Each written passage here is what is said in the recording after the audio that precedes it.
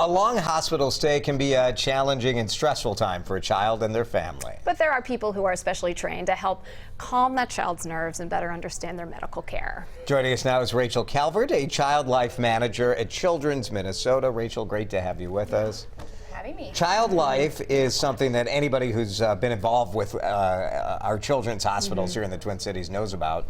But I think a lot of people are not familiar with what exactly you do. Tell us a little about it. Yeah, so child life specialists work alongside nurses, physicians, and the rest of the care team with patients and their families to really focus on how kids are understanding, processing, and coping with their healthcare experiences. So right now at Children's Minnesota, a child life specialist is most likely in a patient room helping them with an IV start, teaching them about what that process is like, teaching them coping strategies so it's not so scary, and helping them really feel like they can master that experience.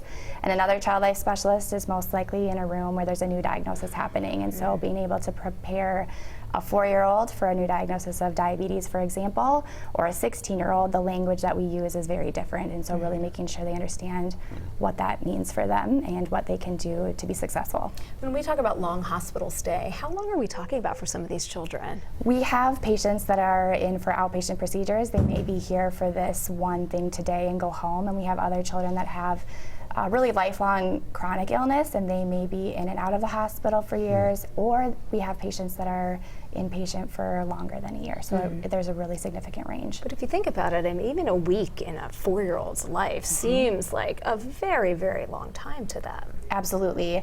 And so making sure that they still have the opportunity to do the things they would be doing if they were outside of a hospital is very important. Research shows that play is crucial to how children are developing and understanding. And so at Children's Minnesota, we give them those opportunities, and also self-expression opportunities, really making sure we have a pulse on how they're feeling, what their biggest fear is at any given moment. That will change throughout that course of that week, for example. A lot of this sounds like the kind of stuff that adults could use as well when they were, I mean, this is like the emotional support, psychological support, preparation work. Why is it more important that children especially get this sort of help when they're in the hospital? As adults, we've developed these coping strategies over the years. We can pull deny past things and hide our head in the sand. Positive or bury negative. our emotions, those sorts of things.